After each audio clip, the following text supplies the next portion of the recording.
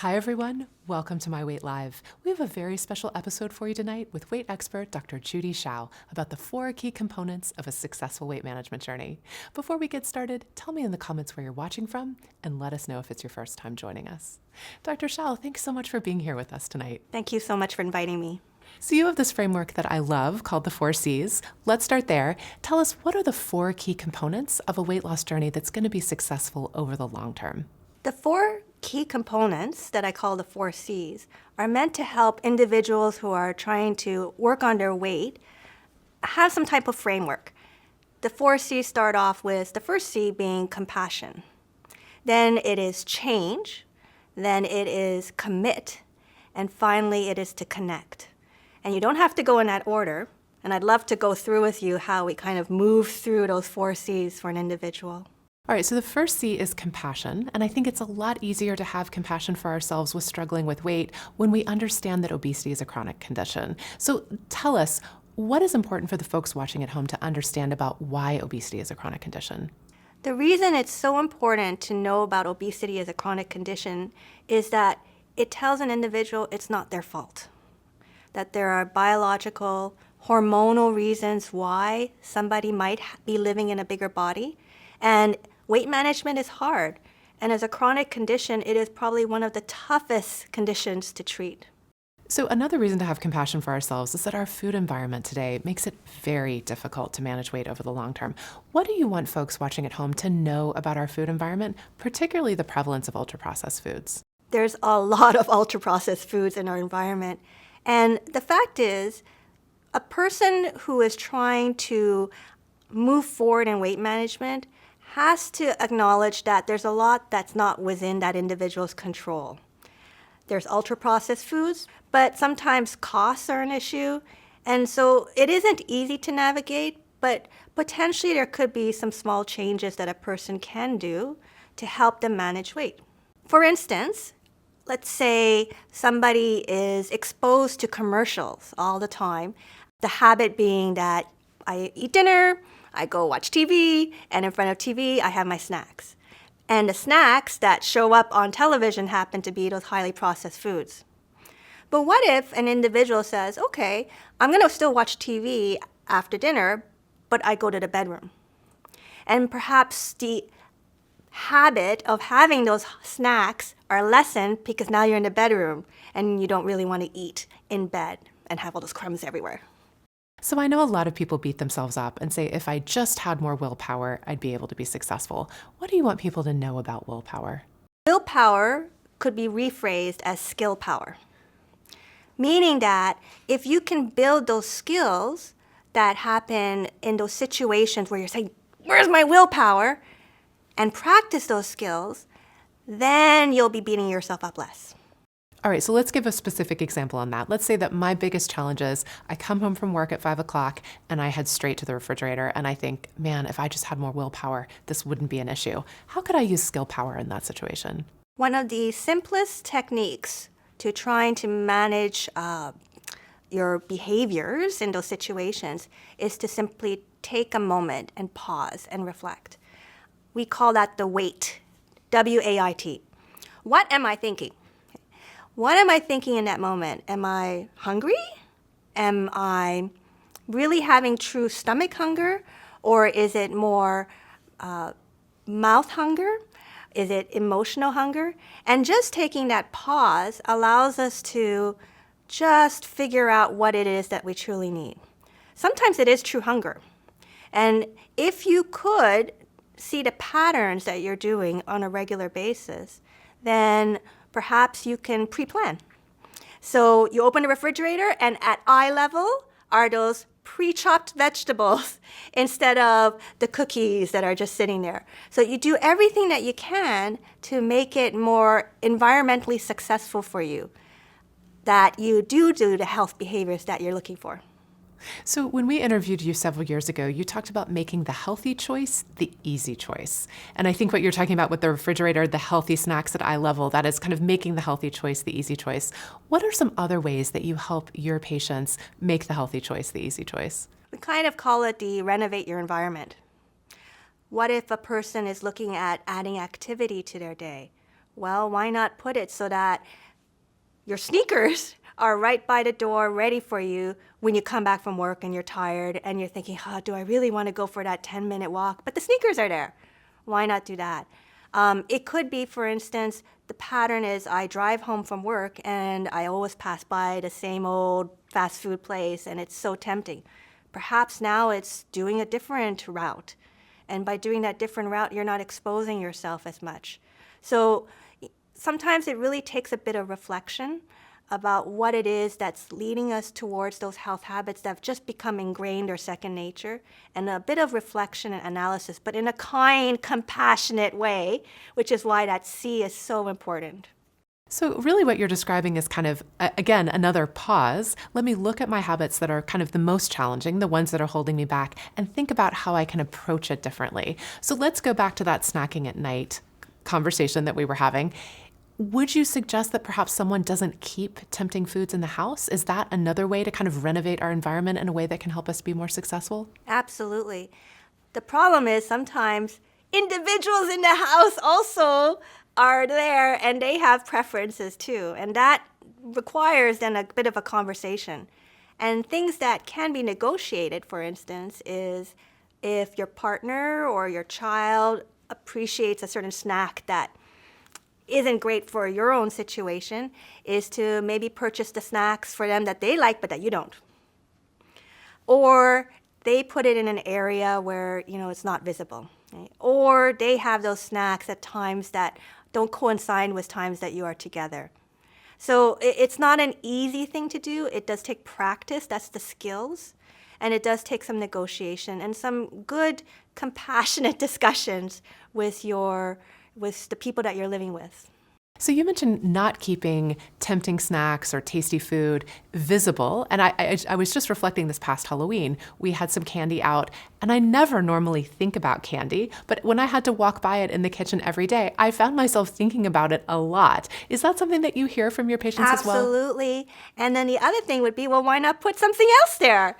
Why not put there a bowl of grapes or some apples or things that, would be the healthier option, but then it's more in your face. And it makes it a little bit easier for you to do that behavior that you really were looking to do. And the fallout could be also for your family.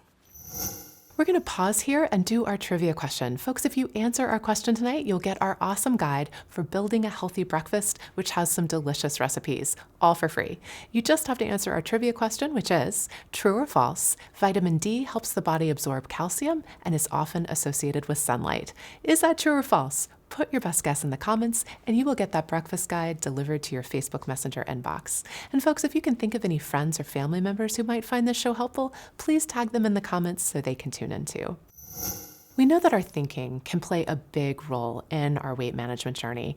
How can we notice kind of that inner negative dialogue that can be holding us back? Exactly what you just said, notice the thought. The first step would probably be to name the thought. Oh, there's that good enough story, not good enough story. Oh, there's the I'm a loser story. And if you acknowledge and name the thought, then you start to notice it. And then you start noticing that you're noticing it. So you put distance between that thought that often drags us and hooks us and puts us into a negative type of swirling emotional, I'm just not doing it, I don't have the willpower, when really it's that skill power of, again, unhooking from that thought. I love that you say unhooking for that thought, because when I have those thoughts, they feel so true. They feel like, well, that's just reality. Who am I to question them? But what I hear you saying is that's even a thought that I can notice and say, nope, that's not necessarily reality. That's just a thought I'm having. Our brain is wired to be critical. And it's done that way because it believes that if you're critical, then that's going to help you survive. And the brain will come up with comments like, you're not good enough, and that's the not good enough story. And if we just acknowledge, thank you, brain, I appreciate these comments, but it's not helpful, I'm going to step back, and I've noticed these thoughts, and then I can look at that health behavior that to me makes sense. There's really another reason to be kind to ourselves, which is that often when we're beating ourselves up, we turn to food to make ourselves feel better. So self-compassion is really also a way to thrive and feel good about ourselves, and it will make it easier to make healthier choices. Is that what you see with your patients? Absolutely. What you're trying to do is do towards moves. Towards moves meaning towards that value or that health or that eventual goal that you're looking for yourself. When you're not having those healthy foods, then it's a bit of an away move.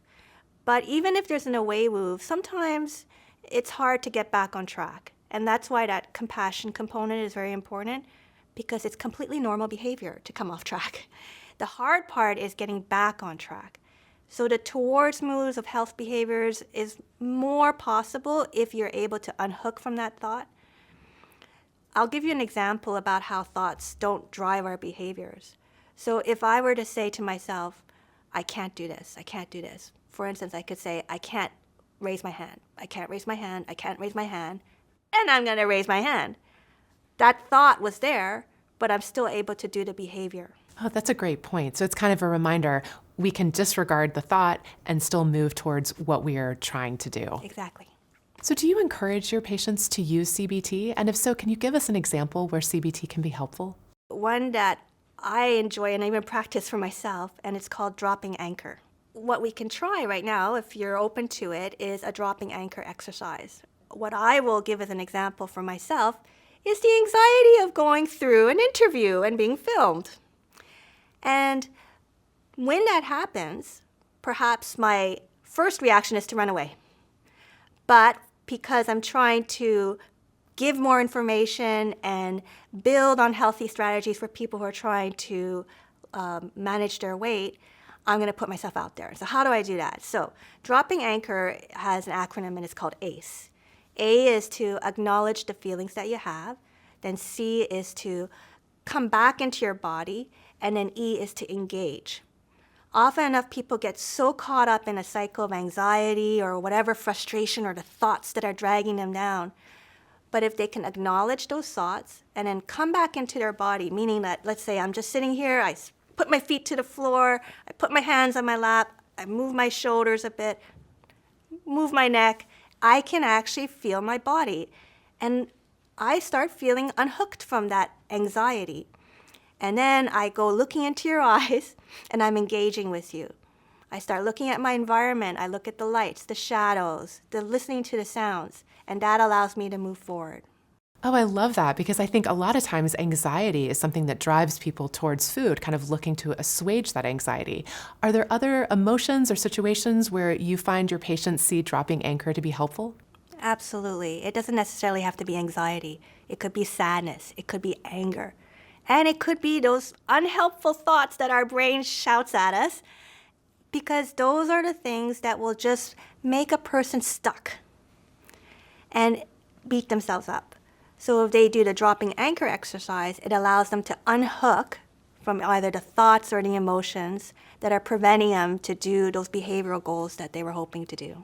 So the second C is change. How do you help people figure out the changes they can make that will have the biggest impact? This is the great part, which is it's not me figuring it out for the patient, it's the patient figuring it out for themselves. And essentially all patients or all people trying to make those changes for weight management kind of have an inkling of what they need to do. And I might, as a clinician, think, oh my goodness, just eat a breakfast or go out for a walk. But that doesn't work for that individual. And what we do is we have a dialogue. And often my question will be, of all the things that you know that you could be doing, what would be the low-hanging fruit? What would be that first small step that we can do? And maybe then eventually we'll have a domino effect. And it's great because sometimes I have my idea what it should be, and a patient will tell me something totally out of there, or not totally out there, but it's just I didn't think about it necessarily. They might say, yeah, I'm going to actually go to bed earlier. I'm like, that is great. Of course, that totally makes sense. You go to bed earlier, you wake up a bit earlier, and then everything starts to flow. It could be journaling. It could be, I will go out for that 10-minute walk. Everyone is different. So that's really a conversation. So you said journaling is a skill that helps some people. Is that food journaling? What are we journaling and how can that help? I look at it as life journaling. Often enough, it's related to food, right? So you'll talk about the timing of food and so on. But it's great to add in other things like the activity, the sleep, the stress, the emotions, because all of that play a part in our 24-hour day and have an impact on our health. So life journaling really allows us to figure out what are the situations that are most challenging for us so that we can do some of that problem solving that you talked about at the beginning.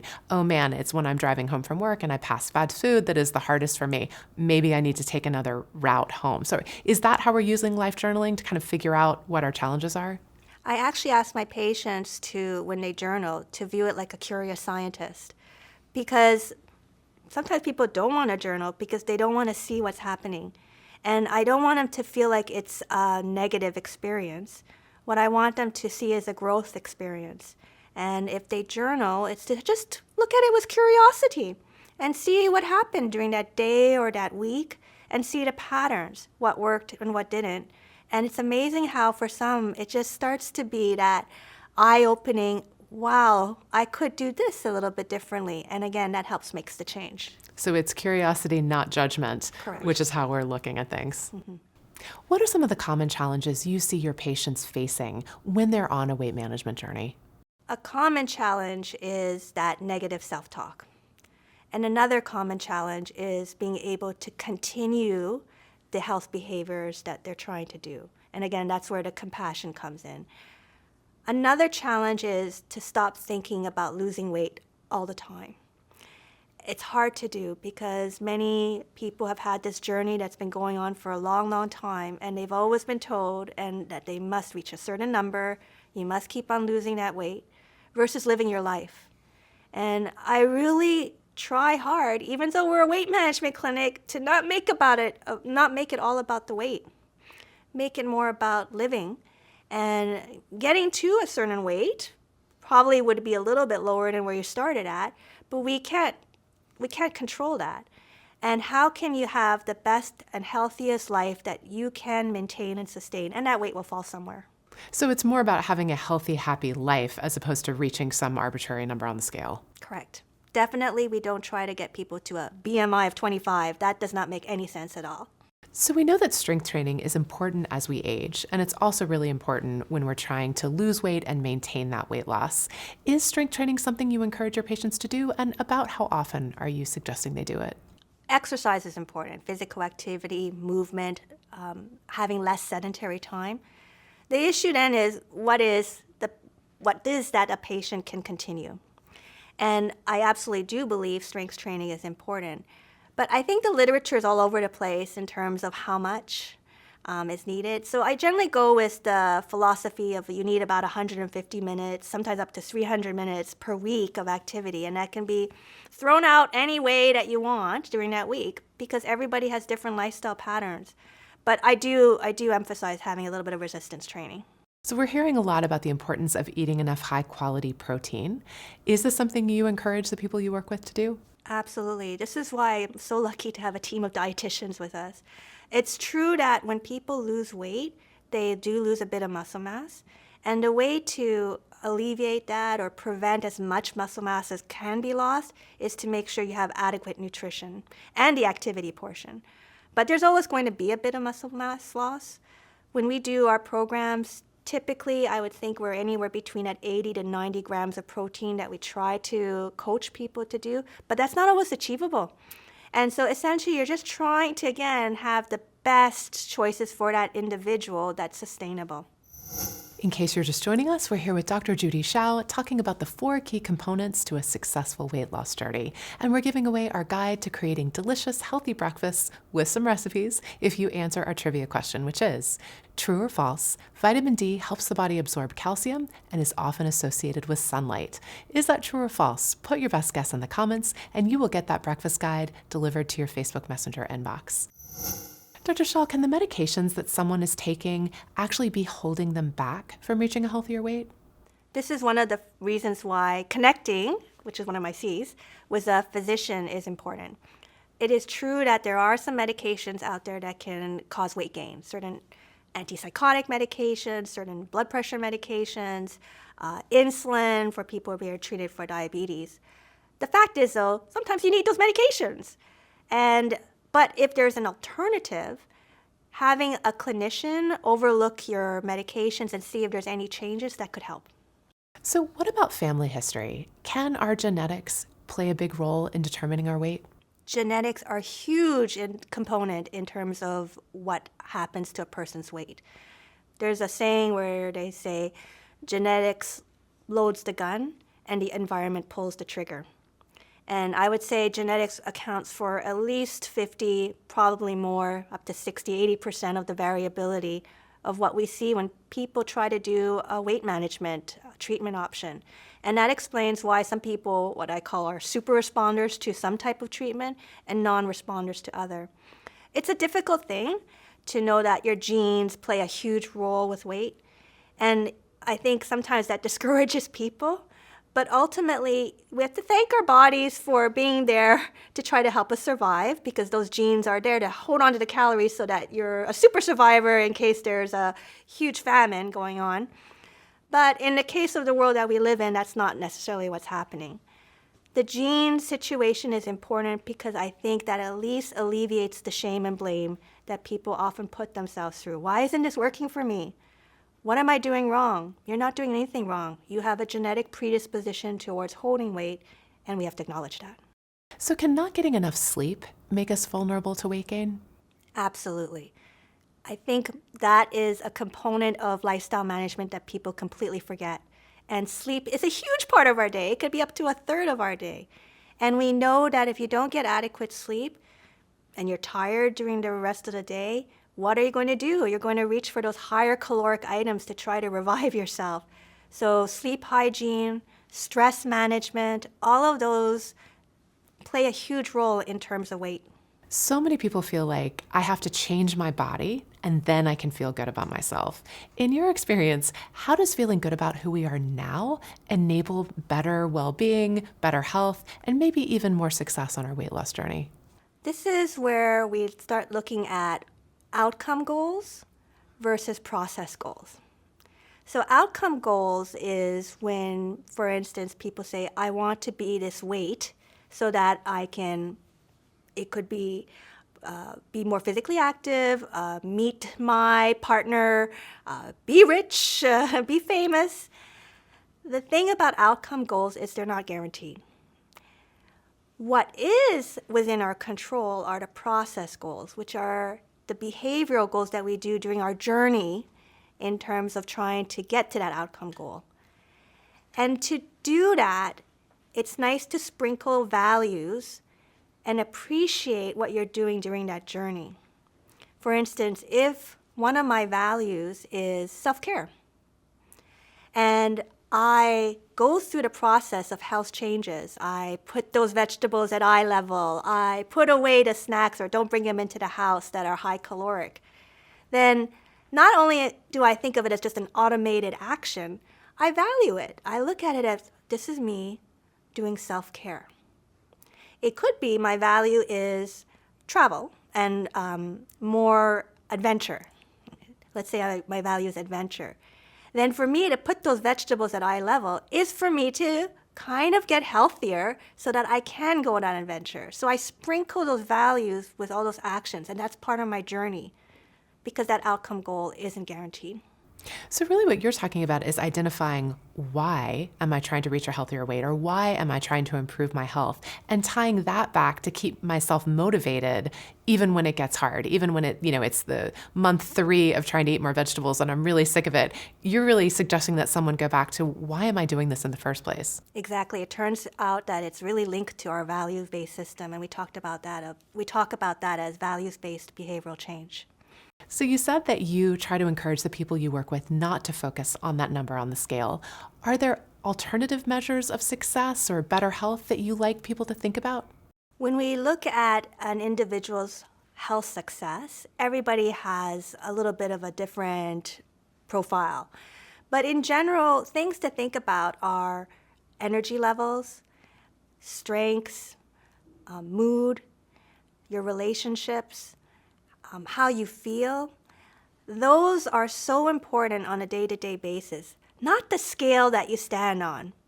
And if I had a preference, it would be actually not to stand on the scale and just go through your journey with weight and reflect on these changes that are occurring that are not scale related. So if someone is feeling discouraged that that number on the scale isn't moving, it's probably a good idea to do an inventory and say, like, what is getting better, and focus on those measures of success. That would be ideal. So the third C is commit, and we know that committing to change is easier if we know why we're doing something. So how might someone at home figure out their why? Finding your values for some can be quite easy, but for others it might be difficult and it takes time, and you need to be compassionate about that. And it's okay also to change your values over time. But one way to reflect about it would be to think about a domain in your life. Let's say it could be work, it could be family, it could be sports. And think of an individual in that domain. So in family, it could be your partner or your child.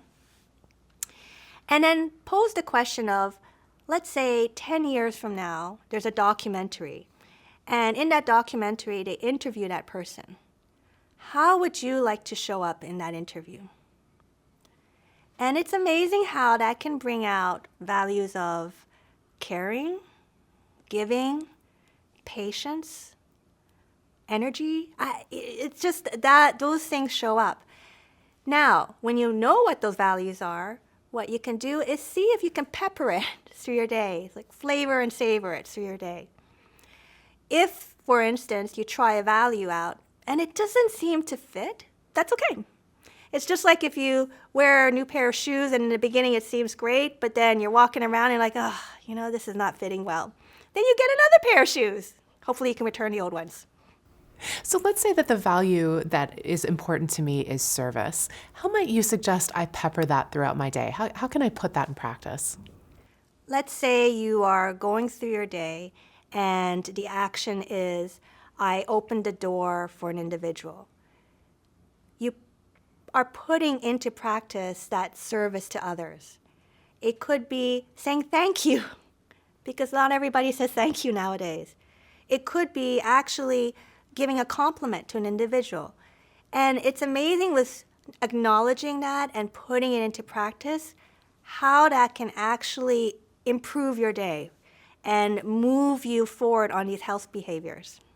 So the fourth C is connect, and we know connection is so important. Loneliness is a real challenge for health, and yet for a lot of people, it's their friends and family members that can really be the real challenge on their journey towards a healthier weight. How do you help the people you work with figure out how to manage those challenges at home? You're talking about the food pushers, yes. And it really is not easy for patients to have those conversations. So it does take some time. And one of the hardest words in the English language is no. And if somebody offers you something, you could say, no, thank you. And if they offer it to you again, you could say, no, thank you. And it's like a broken record, but at some point, they might actually get it. If the comments come, but the food, you don't love us anymore, you must eat. No, thank you. I am on my own journey at this point. It's a hard word to use, but it's one that takes practice. So how do we embrace socializing with friends and family in a way where we're not overindulging or making choices that we're going to regret after the fact? This is part of living. And there will always be a birthday. There will always be a celebration. There'll be good times and sad times and stressful times and office parties. And you want to be able to partake. And I think the more you go in there with a strategy, for instance, that I will have that glass of wine, but maybe then I won't have the cake, or vice versa. And if I do have something, that's my choice, and I'm going to enjoy it. If I'm going to have a slice of cake, I really hope it's a good slice of cake. And maybe it won't be 2 slices, and maybe it won't be big as a slice as in the past, but I can mindfully enjoy that experience without feeling that guilt, because I've made that decision to be present in the moment for that. So I think a lot of people don't realize that an important source of connection can be with the healthcare professional that we're seeing for weight management. How can seeing a physician or a nurse practitioner for weight management help? Seeing a healthcare professional is like your buddy. Hopefully they understand weight management, etc., and they're not there to shame and blame you. But it's a guiding post where you can check in, see how you're doing, have somebody outside objectively look at what's going on and have a discussion of what's the next steps. What could be done in the lifestyle pattern? Is medication something that could be an option? Is bariatric surgery an option? And to talk about those type of interventions doesn't mean that you failed. I'm going to emphasize that. It is just what else can we do in terms of a change that's realistic for your journey. Medications are great in that they can be a very helpful tool to complement lifestyle changes. I do want to emphasize that there's a bunch of medications out there nowadays, but they're not there for everybody. And if somebody does start a medication, they have to realize that if it works for them, they have to continue it. The other aspect of it is some of these medications might cut hunger signals. And the fact is, you still need to eat. So make sure that you still have good nutrition, adequate protein, that you're still doing those lifestyle habits, because those are the things that are going to keep you healthy. Dr. Shiau, last question from me. What is the number one thing you wish people knew about weight loss? Weight loss is hard. And it's not about weight loss, it's about weight management. And in the end, it's not even about weight management, it's about life management. And your weight will fall somewhere. And I really wish that people would be kind to themselves, because often enough they're thinking, I didn't hit that target number, when you're looking at that target life.